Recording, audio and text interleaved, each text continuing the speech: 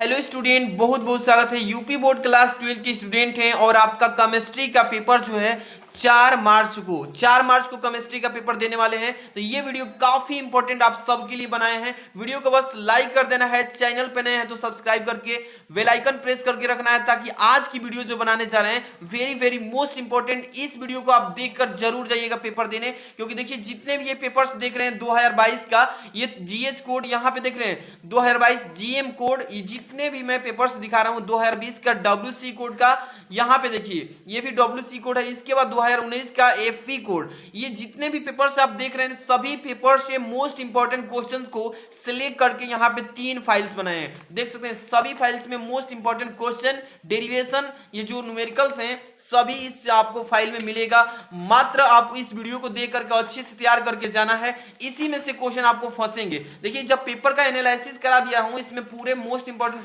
Question को select करके लाया हूं, तो वीडियो पूरा देखिएगा। आप ही लोग के लिए हार्ड वर्क के साथ इस वीडियो को बनाए हैं। वीडियो को लाइक, चैनल पर सब्सक्राइब करके बेल आइकन हिट रखिएगा। आपको पूरा, जब तक रिजल्ट नहीं आएगा तब तक इस चैनल से काफी हेल्प दिया जाएगा। रिजल्ट के बारे में हर एक चीज बताया जाएगा इस चैनल पे।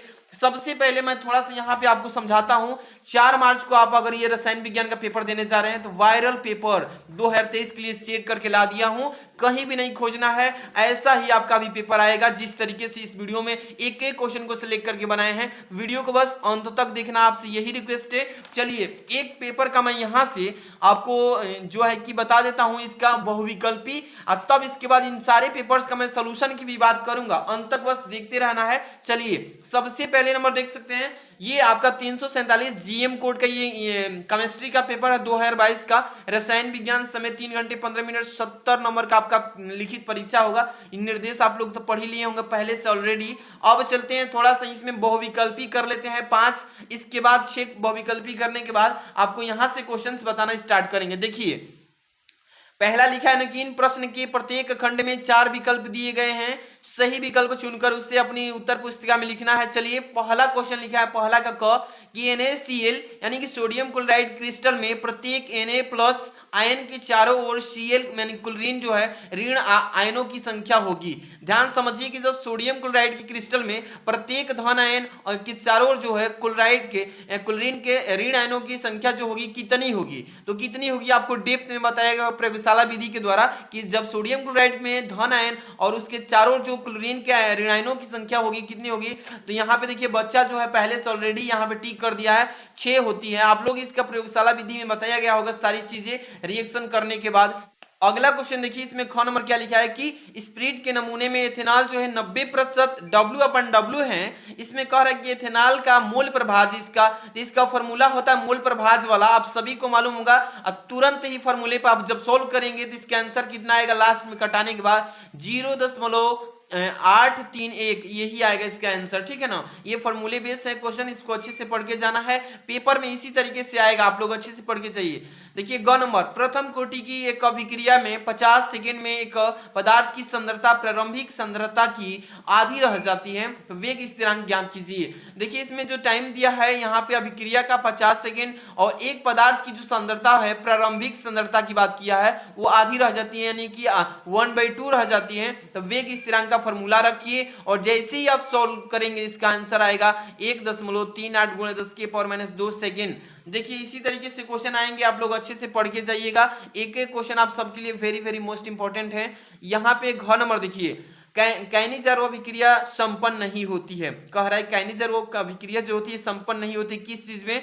यहाँ पे लिखा है पहला ट्राइमेथिल एसिटिल्डिहाइड में के द्वारा, या लिखा है दूसरा नंबर एसिटिल्डिहाइड द्वारा। ये जो दूसरा ऑप्शन है इसी के द्वारा नहीं होती है संपन्न, ठीक है, नहीं तो सब में हो जाएगा।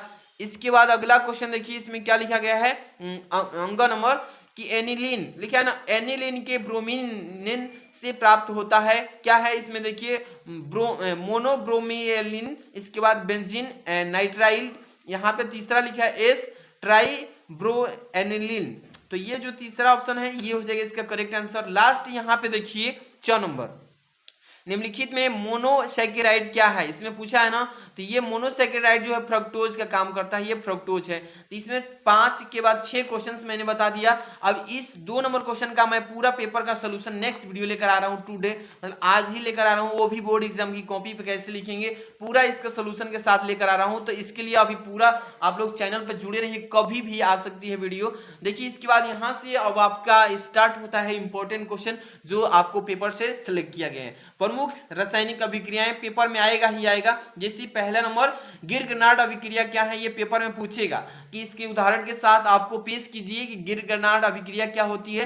तो सबसे पहले आपको इसका फॉर्मूला याद होना चाहिए कि जब हेलोएल्केन, क्या कहेंगे कि जब हेलोएल्केन की क्रिया शुष्क ईथर की, जब कहेंगे कि जब हेलोएल्केन की क्रिया शुष्क ईथर की उपस्थिति में मैग्नीशियम धातु यानी Mg के साथ कराते हैं तो एक कार्बोधात्विक यौगिक जो है यानी ReMX का निर्माण हो जाता है। इसी को बोलते हैं हम गिर-ग्रेनार्ड अभिक्रिया, ठीक है ना। याद करके जाइएगा, छाप के आना है आपको 4 मार्च को, ठीक है ना। इसके बाद इसका एग्जाम्पल भी पेपर में देना होगा, उदाहरण लिखेंगे जैसे कि R यहाँ पे 2x प्लस Mg, ठीक है ना, R2x प्लस Mg, इसी को बोलेंगे हेलोएल्केन। और इसी को जब शुष्क ईथर से गर्म किया जाता है तो RMX पाया जाता है। क्या पाया जाता है? RMX।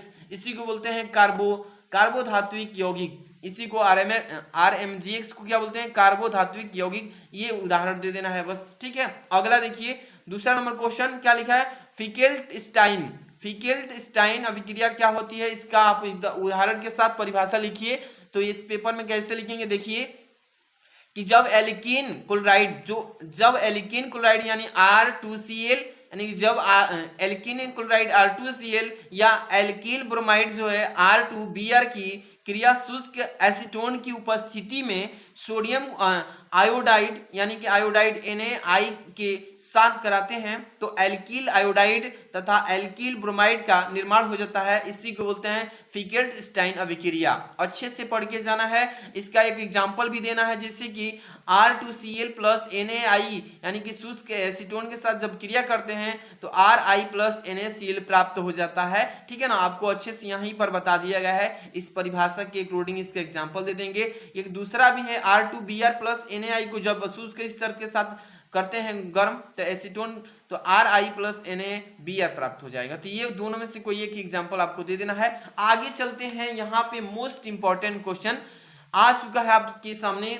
स्टार्स अभिक्रिया क्या है, श्वार्ट्ज अभिक्रिया क्या है, इसके बारे में पहले परिभाषा लिखेंगे कि श्वार्ट्ज अभिक्रिया क्या है। तो जब एल्कील क्लोराइड यानी कि R2Cl या एल्कील ब्रोमाइड R2Br को किसी धात्विक फ्लोराइड यानी AgF के साथ गर्म किया जाता है तो एल्कील फ्रोमाइड यानी RF का निर्माण हो जाता है, जिससे हम श्वार्ट्ज अभिक्रिया कहते हैं। अच्छे से पढ़ के जाना है। इसका एग्जांपल भी देखेंगे, R2Cl प्लस AgF जब दोनों के एक साथ मिला के इसको गर्म किया जाता है तो R2F प्लस AgCl प्राप्त हो जाता है। तो यही हो जाएगा इससे एग्जांपल। यहाँ पे दूसरा एग्जांपल भी लिख सकते हैं इस तरीके से, R2Br प्लस AgF को जब एक साथ मिलाकर शुष्क गर्म करेंगे तो R2F प्लस AgBr प्राप्त हो जाएगा। ये दोनों में से लेकिन कोई एक ही लिखिएगा, ठीक है। अगला 4 नंबर देखिए क्या है क्वेश्चन कि कार्बोहाइड्रेट का परिभाषा लिखिए। पेपर में पूछेगा इसी तरीके से कि कार्बोहाइड्रेट का परिभाषा लिखिए। ऐसे कार्बनिक यौगिक जिसमें पॉलीहाइड्रोक्सी एल्डिहाइड तथा कीटोन समूह उपस्थित होता है जिसे हम कार्बोहाइड्रेट कहते हैं या कहलाता है, ठीक है ना। अब इसी को लिखेंगे, कार्बोहाइड्रेट मुख्य रूप से पौधों से उत्पन्न होता है। कहाँ से पाया जाता है? तो ये पौधों से पाया जाता है तथा यह कार्बनिक यौगिकों के वृहद समूह का निर्माण करता है जिसे हम कार्बोहाइड्रेट कहते हैं। इसका उदाहरण भी देना होगा तो बता देंगे, जैसे ग्लूकोज हो जाएगा, इसके बाद फ्रक्टोज हो जाएगा, इसके बाद सुक्रोज यानी कि चीनी में पाया जाता है, स्टार्च हो जाएगा, ग्लाइकोज हो जाएगा, आदि सभी इसका एग्जाम्पल है कार्बोहाइड्रेट का, ठीक है। आगे चलेंगे, इंपॉर्टेंट क्वेश्चन यहाँ से 4 नंबर तक तो हो गया। 5 नंबर ये न्यूमेरिकल क्वेश्चन सेलेक्ट किया गया है, इसमें अच्छे से पढ़ के जाइएगा। 5 नंबर देखिए कि एक अवाष्पीय पदार्थ के 2.5 ग्राम को 100 ग्राम बेंजीन में घोलने पर क्वथनांक की 0.4 डिग्री सेंटीग्रेड वृद्धि हुई तो बेंजीन के लिए मोलल उन्नयन स्थिरांक जो है 2.67 है। तो पदार्थ के अनुभार यानी कि अणुभार की गणना कीजिए। सबसे पहले किसी भी न्यूमेरिकल को आप करिएगा तो सबसे पहले क्या चीज का मान दिया है उसको लिखकर तब फॉर्मूले पे रख के सॉल्व करना है, ठीक है ना। सबसे पहले यहाँ पे देखिए क्या लिखा है, अवाष्पीय पदार्थ के 2.5 ग्राम, यहाँ पे तो W से डिनोट करेंगे 2.5 ग्राम अवाष्पीय पदार्थ को, ठीक है ना। इसके बाद यहाँ पे देखिए अवाष्पीय पदार्थ कंप्लीट हुआ। इसके बाद यहाँ पे लिखा है ना डेल्टा TF, ये डेल्टा TF जो है यहाँ पे क्वथनांक की क्या है वृद्धि हुई है, तो 0.4 डिग्री सेंटीग्रेड हो जाएगा, ठीक है। अब इसका पदार्थ का अणुभार की गणना करना है ना, तो सबसे पहले सूत्र लगाएंगे हम लोग m इक्वल टू 1000 गुणे KF।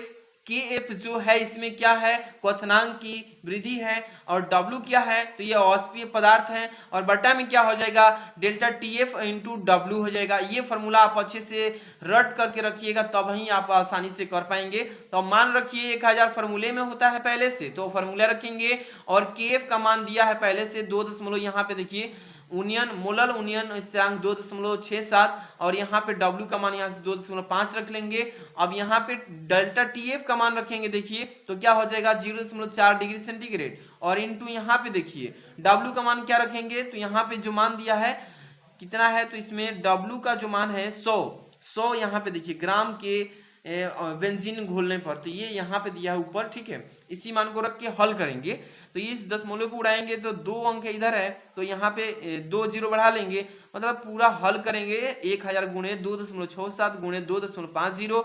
अब यहाँ पे 4.40 गुणे 100, इसको मल्टीप्लाई करेंगे जब गुना भाग करके तो 166.875 आ जाएगा, ठीक है ना। ये इसको अच्छे से पढ़ के जाइएगा। अगला न्यूमेरिकल देख लीजिए 6 नंबर 2.25 ग्राम ग्लूकोज जो है अणुभार 180 है को 25 ग्राम जल में घोलने पर हिमांक में 0.93 डिग्री सेंटीग्रेड की कमी होती है, तो जल के मोलल अवनमन की स्थिरांक की गणना कीजिए, ठीक है। तो यहाँ पे W बराबर दिया है 2.25 ग्राम, यही है इसका मान। इसके बाद देखिए तो अभी जो फॉर्मूला ऊपर लगाए थे वही फॉर्मूला सेम इसमें भी लगाएंगे, m बराबर 1000 गुणे KF इंटू W, और अपान में यानी कि बटा में हो जाएगा डेल्टा TF इंटू W। अब W जो है ये आपका अणुभार 180 रखेंगे। यहाँ पे देखिए सबसे पहले 1080, यहाँ पे 1000 लिखे थे ना, यहाँ पे इसकी जगह पे 180 इंटू यहाँ KF का मान 0.93, और इंटू यहाँ पे W का मान 2F यहाँ पे 2.5 दिया है, और यहाँ पे डेल्टा T का मान यहाँ पे 0.3 रखना पड़ेगा जहाँ जहाँ सूत्र कह रहा है उसके अनुसार, और यहाँ पे जो है ग्राम ग्लूकोज अणुभार 2.25 इतना रख के हल करेंगे जब, तो 1.86 गुणे यानी किलो प्रति मोल आ जाएगा, ठीक है। इस न्यूमेरिकल को पढ़ लीजिएगा। आगे चलेंगे 7 नंबर, देखिए जितने भी न्यूमेरिकल्स कर रहे हैं आप सभी मोस्ट इंपॉर्टेंट ही हैं। इसके बाद 7 नंबर 17.1 ग्राम यहाँ पे लिखा है सुक्रोज अणुभार 342 दिया है को 100 ग्राम जल में क्या कर दिया है घोलने पर हिमांक में अवनमन 0.93 डिग्री सेंटीग्रेड पाया गया, तो जल का मोलल अवनमन स्थिरांक KF में की गणना कीजिए। KF बराबर सूत्र होता है m into delta TF into W बटा में 1000 W।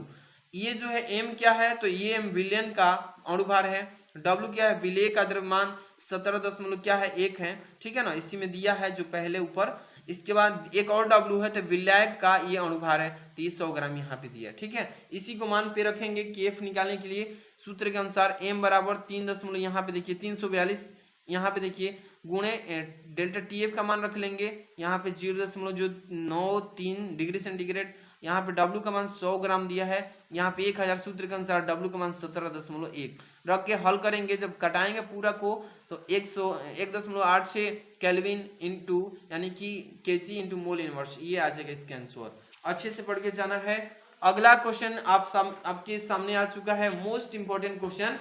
ये भी केमिस्ट्री के ही मोस्ट इंपॉर्टेंट क्वेश्चन सेलेक्ट किए हैं। एक एक क्वेश्चन को मोल अंश किसे कहते हैं, पेपर में आएगा कि मोल अंश पर टिप्पणी लिखिए, तो आपको कैसे लिखना है देखिए कि विलयन में उपस्थित किसी एक घटक या अवयव के मोलों की संख्या यानी कि अवयव के मोलों की संख्या तथा विलेय एवं इसके विलायक, ठीक है ना, के कुल मोलों की संख्या के अनुपात को उस अवयव का मोल अंश कहते हैं। इसे x से प्रदर्शित करते हैं या व्यक्त भी करते हैं। ऐसे ही आपको लिख कर आना है, ज्यादा नहीं लिखना है, टू द पॉइंट साफ साफ लिखिएगा।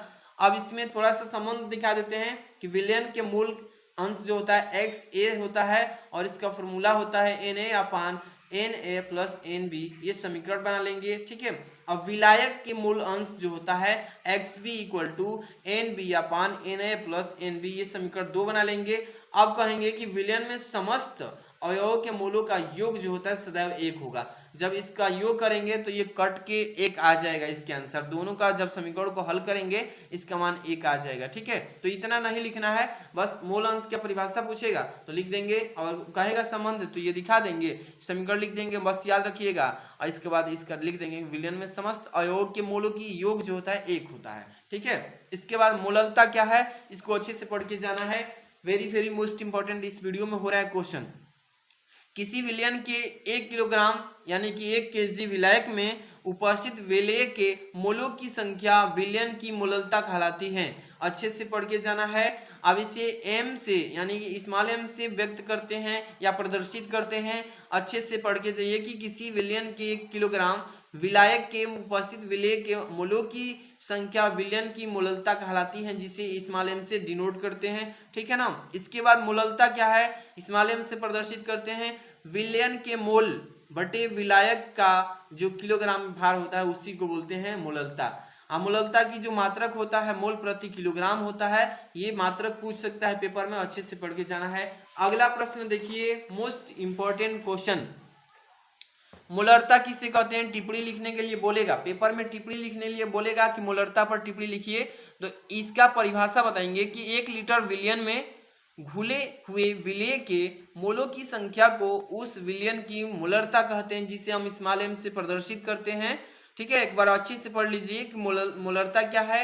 1 लीटर विलयन में घुले हुए विलेय के मोलों की संख्या को उस विलयन का मूललता कहते हैं, जिसे स्मॉल m से डिनोट करते हैं। मूललता का सूत्र क्या होता है, विलेय के मोल बटे में विलेय के आयतन, आयतन यानी कि गुणे 1000 से मल्टीप्लाई, और इसका मात्रक क्या होता है मूललता का, तो मूललता का मात्रक होता है मोल प्रति लीटर, याद रखिएगा। ठीक है, अगला देखिए द्रव्यमान प्रतिशत। जितने भी टॉपिक्स बता रहे हैं इसमें से 100% पेपर में आएंगे ही आएंगे, आप लोग देखिएगा कि जरूर कल आएंगे। इसमें द्रव्यमान प्रतिशत क्या है, इसका फॉर्मूला कि किसी, पहले परिभाषा लिखेंगे, किसी विलयन में किसी अवयव का द्रव्यमान प्रतिशत विलयन के प्रति यानी कि 100 ग्राम में उस अवयव का द्रव्यमान होता है, जिसे द्रव्यमान प्रतिशत कहते हैं। इसे किसी से प्रदर्शित करते हैं, W बटे W से व्यक्त करते हैं द्रव्यमान प्रतिशत को। अच्छे से पढ़ के जाइएगा, यानी कि छाप के आना है। ठीक है, अगला क्वेश्चन न्यूमेरिकल होने जा रहा है 5 नंबर, इसमें 5 नंबर इस टॉपिक से होने जा रहा है न्यूमेरिकल। H2SO4 का एक नमूना है, H2SO4 जो है इसका एक नमूना लिया गया है, 94% इसका मात्रक W/V है कह रहा है, और इसका घनत्व जो है 1.84 ग्राम प्रति मिली है। इस विलयन का मूललता ज्ञात कीजिए। अच्छे से पढ़ के जाना है। इस H का हाइड्रोजन का मान यहाँ पे 1 होगा, ऑक्सीजन का 16 हो जाएगा, S यानी सल्फर जो है 32 हो जाएगा। अब यह मान जो लिख दिए हैं कि न्यूमेरिकल करते समय आपको दिक्कत ना आए और पहले से आपको याद भी होना चाहिए। देखिए जैसे कि 100 मिली नमूने में H2SO4 का जो भार है 94 हो जाएगा, कितना 94 ग्राम। इसके बाद 100 मिली नमूने भार का जो भार होगा आयतन गुणे घनत्व हो जाएगा, आयतन 100 हो जाएगा और घनत्व जो है 1.84 हो जाएगा, पहले से दिया है। ठीक है, अब दोनों का मल्टीप्लाई करेंगे तो ये 2 जीरो से ये दशमलव उठ जाएगा, 184 अब सीधे ग्राम में बदल जाएगा। ठीक है, अब इसी तरीके से नमूने में विलायक की मात्रा निकालेंगे तो मात्रा जो होगी 184 या -94 कर देंगे परसेंटेज के रूप में, तो उसको हटाएंगे तो ये आ जाएगा 90 ग्राम। अब इसी को ग्राम किलोग्राम में बदलेंगे तो ये सीधे सीधे क्या हो जाएगा 0.09 किलोग्राम। ठीक है, 1000 से भाग करेंगे तो इतना हो गया। अब क्या करेंगे, तथा H2SO4 का जो अणुभार है इसका अब हम क्या करेंगे, फॉर्मूले पर रखेंगे कि 2 गुणे 1, 2 गुणे क्या करेंगे 1 प्लस 32 प्लस 4 गुणे 16 कर देंगे। ये वाला फॉर्मूला याद रखिएगा। जब मल्टीप्लाई 2 एकम 2 प्लस 32 कितना होगा, 32 और 2 कितना होगा 34 और 34 16 चौके 96। अब टोटल जोड़ के घटाएंगे, ये टोटल कितना आ जाएगा, यहाँ पे 98 आएगा। अब यहाँ से देखिए मूललता निकाल लेंगे इसकी, मोलरता बोला है ना, मोललता, मोललता कहेंगे, मोलरता नहीं मोललता। सूत्र होता है H2SO4 के ग्राम अणुओं की संख्या, अब विलायक की जो मात्रा होती है किलोग्राम में। अब मान रखेंगे 90/98, अब ये 0.09 ये जो है आया है आपके विलायक की मात्रा, ये किलोग्राम में पूछा है ना, तो मान रखेंगे हल करेंगे तो 10.65 मिलीमीटर, ठीक है ना, तो इतना आ जाएगा, यही आएगा इसके आंसर। अच्छे से पढ़ के जाइएगा।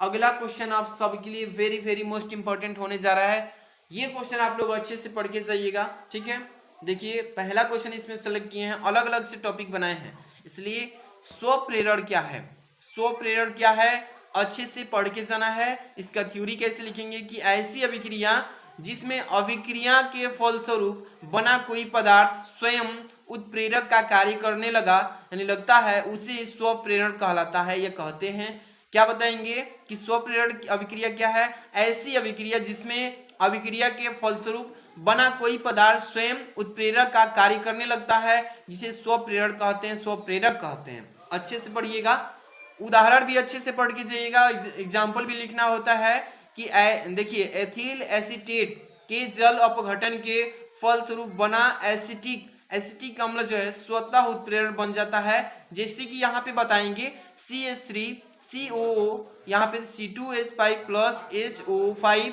के साथ जब इसका हम क्या करेंगे, ये जो अभिक्रिया है एथिल एसीटोन है, क्या है एथिल एसीटोन को जब हम गर्म करेंगे तो CH3 COH प्लस C2H5OH प्राप्त हो जाएगा कि CH3COH जो है एसिटिक अम्ल है जो स्वतः उत्प्रेरक है, प्लस C2H5OH जो है एथिल एल्कोहल है, तो यही प्राप्त हो जाएगा, ठीक है। उदाहरण भी अच्छे से पढ़ के जाना है।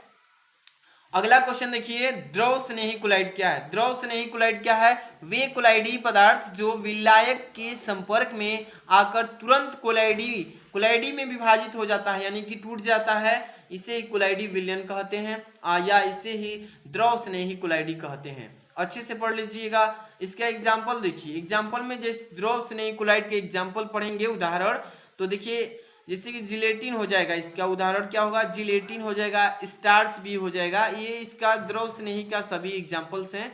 जिससे गोंद हो जाएगा, तो ये सभी द्रव स्नेही में आते हैं, ये बहुत सारे हैं तो आदि भी लिख लेंगे, 2-3 एग्जाम्पल दे दीजिएगा, काम कंप्लीट हो जाएगा। आगे देखिए इसमें लिखा है 3 नंबर क्वेश्चन पढ़ेंगे इसमें कि द्रव विरोधी क्लोराइड क्या है। इसमें पेपर में 100% टिप्पणी लिखने के लिए पूछेगा कि द्रव विरोधी क्लोराइड क्या है, इस पर टिप्पणी लिखिए। तो उत्तर लिखेंगे कि वे पदार्थ जो विलायक के संपर्क में आने पर, जो विलायक है उसके संपर्क में जैसे ही आएगा तो सरलता से क्लोराइडी विलयन में नहीं बनता है, इसे ही द्रव विरोधी क्लोराइड कहते हैं, ठीक है। ये परिभाषा अच्छे से पढ़ के जाना है।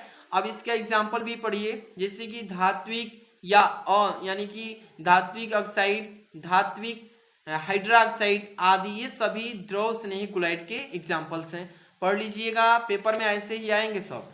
अगला प्रश्न देखिए, यहाँ से लिखा है प्रगलन क्या है, पेपर में आएगा कि प्रगलन पर टिप्पणी लिखिए, पेपर में हर साल पूछता है, तो इसका पहले परिभाषा लिखिएगा कि प्रगलन क्या है। तो अयस्क में उपस्थित गालक, यहाँ पे देखिए जो भी हम अयस्क लेंगे उस अयस्क में उपस्थित गालक मिलाकर मिश्रण को उच्च ताप पर गलाने की क्रिया को प्रगलन कहते हैं। ध्यान समझिए इस थ्योरी को कि अयस्क में उपस्थित जो गालक होगा उस गालक को मिलाने पर जो मिश्रण प्राप्त होगा उस मिश्रण को उच्च ताप, उच्च मतलब हाई टेम्परेचर पर गलाएंगे, तब जो क्रिया प्राप्त होगी वही क्रिया प्रगलन कहलाती है, ठीक है। इसका एग्जाम्पल देखिए, reaction chemical reaction CU2O plus FiS को जब एक साथ मिला करके अब इसको गर्म करेंगे हाई टेम्परेचर पर, तो CU2S प्लस FO प्राप्त हो जाता है, यही है प्रगलन, ठीक है। एग्जाम्पल ऐसे पढ़ लीजिएगा। अगला क्वेश्चन देखिए, नेक्स्ट है प्रबल, यहाँ पे प्रबल विद्युत अपघट्य क्या है, पेपर में आएगा कि प्रबल विद्युत अपघट्य पर टिप्पणी लिखिए, तो पढ़ के जाइएगा कि वे विद्युत अपघट्य जो जलीय विलयन में या अन्य ध्रुवीय विलायकों के साथ बने विलायक में लगभग पूर्णतः आयनित हो जाते हैं, इसे प्रबल विद्युत अपघट्य कहते हैं या कहलाते हैं, ठीक है ना। पढ़ के जाइएगा अच्छे से इस प्रबल विद्युत अपघट्य को। इसका एग्जांपल देंगे उदाहरण, जैसे NaCl यानी कि सोडियम क्लोराइड, KCl, इसके बाद HCl भी कहेंगे, NaOH, ये सभी जो है प्रबल विद्युत अपघट्य के तत्व हैं, जैसे कि ये आदि भी लिख सकते हैं। ठीक है, अगला प्रश्न देखेंगे दुर्बल विद्युत अपघट्य। पेपर में पूछेगा कि प्रबल विद्युत अपघट्य पर टिप्पणी लिखिए या दुर्बल विद्युत अपघट्य पर टिप्पणी लिखिए, साथ में उदाहरण भी दीजिए। तो आपको अच्छे से पढ़ के जाना है। देखिए दुर्बल विद्युत अपघट्य क्या है। सबसे पहले कि वे विद्युत अपघट्य जिनका जलीय विलयन में या ध्रुवीय विलायकों के साथ बने विलयन में बहुत बहुत कम आयन नहीं होता है, उसे ही दुर्बल, दुर्बल का मतलब होता है कमजोर, दुर्बल विद्युत अपघट्य कहलाता है। पढ़ लीजिएगा। इसके बाद अगला प्रश्न देखिए, नेक्स्ट क्वेश्चन आप सबके सामने है 7 नंबर कि अभिक्रिया का वेग क्या है। पेपर में पूछेगा कि अभिक्रिया वेग पर टिप्पणी लिखिए, इसका परिभाषा लिखिए।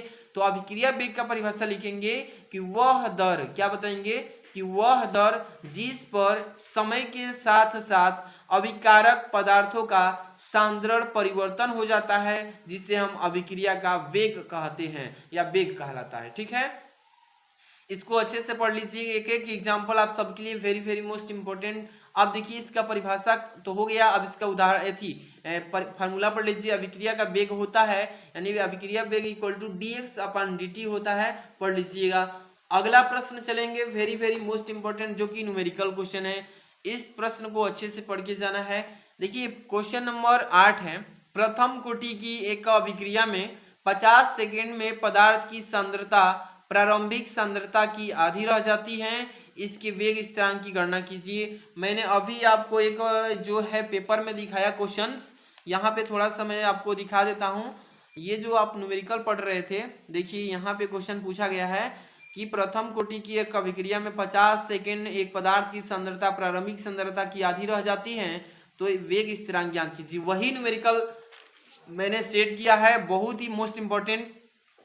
सबसे पहले न्यूमेरिकल करते समय आपको ये ध्यान रखना है किस चीज का मान दिया है, पहले उस मान को लिख लीजिए। जैसे ये 50 सेकंड दिया है तो ये टी हाफ का मान दिया है, ठीक है ना, तो 50 सेकंड लिख लेंगे टी हाफ का मान।